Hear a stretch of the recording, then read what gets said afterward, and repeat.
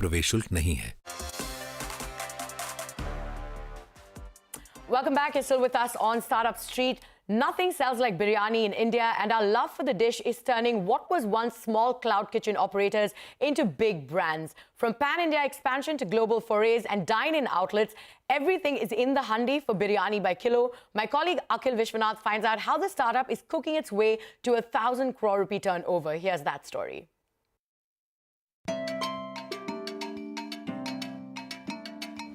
Did you know?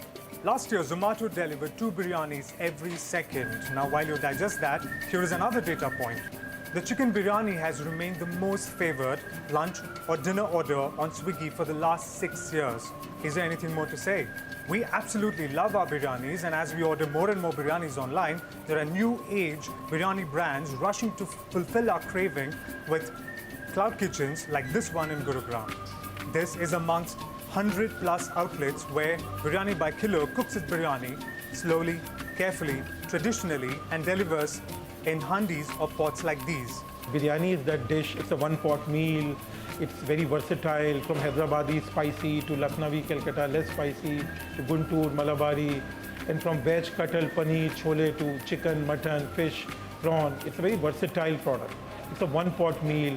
It's more flavorsome, aromatic than, if I can say, a pizza or burgers. When we were doing our Reiki, Kaushik and I, in 2015, we realized that people are making biryanis in bulk. The old biryani players in Hyderabad, Bangalore, everyone was making it in 10, 20, 30 kg batches. No one was making it fresh on order, like a pizza is made on fresh on order.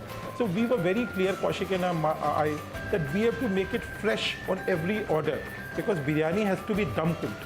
That dum cooking is essential to biryani's heritage, where the aromas and flavors are captured. And we said we have to dum cook it in the handi. While dum cooking has been essential to Biryani by Kilo's success, it was the founders' early bet on the cloud kitchen model and online food delivery that helped the brand not only survive, but thrive during the pandemic. Pre-pandemic, January, February 2020, we were doing close to 1 million to 2 million orders a year. We have 35 outlets, 6 crores a month sales. Today, now when we stand in August 2022, we have 100 outlets. We are doing more than 20 crores in monthly sales. We are doing close to 4 to 5 million orders per year. So it has been a great journey. And how we see it, and we are very clear that by December 2024, we will have an annual sales run rate of 1,000 crore plus with more than 250 outlets in India. Biryani is a delivery-friendly category. So if we knew that we wanted to roll it out very fast, given that we don't have to go to high street or malls and spend a lot of capex and rent, cloud kitchens is the model. We always knew from day one, 2015, that cloud kitchens and biryani and delivery is our future, and that's the right way. However, as the post-pandemic era throws up the challenge of being relevant in a hybrid world, Biryani by Kilo is tweaking its business model, adopting an omni-channel strategy by actively setting up dine-in outlets in every major city in India. And omni-channel is a great strategy. Even if you look at Nykaa or Lenskart and a lot of the D2C brands, everyone has realized, and we realized it a few years back, that the experience of the customers at the dine-in outlets, even if it's one dine-in outlet per city, is quite important. It's a, see, we are not a QSR that way. It's a slightly premium dine-in, if I can say. We're also signing up food courts. Our first food court, it will be operational in another 2 months. We'll also be rolling out some airport outlets. So I would say visibility is important for any consumer brand, to be seen, to be connected with the consumer.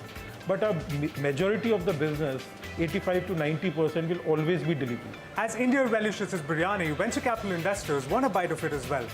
Some of the world's largest VC firms, such as Tiger Global, Sequoia and Axel, are already at the table.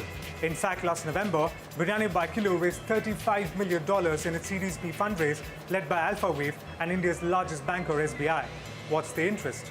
India's cloud kitchen market is set to hit $3 to $4 billion in size by 2024, according to a report by Red Seer. And ordering food online is not a habit that we're going to give up anytime soon. What's more, the space saw the rise of its first unicorn last year in Rebel Foods. Now, Biryani by Kilo is ready to turn up the heat. I think a very important point here is it doesn't have an incumbent leader like a burger or a pizza where McDonald's or a Domino's rule the world. So a biryani leader has to emerge out of India. This is the category which you can take worldwide. You can make it a $1 billion top line company or a $10 billion top line company like a Chipotle or a McDonald's and still be growing. We'll be going international also by next year in Middle East and Far East. There are serious discussions ongoing with big F&B players there in those countries. And there are big F&B players who are already master franchisees of KFCs or Domino's in that region. In Middle East, Far East, UK, US, they're very keen to tie up with us in a JV or a master franchisee.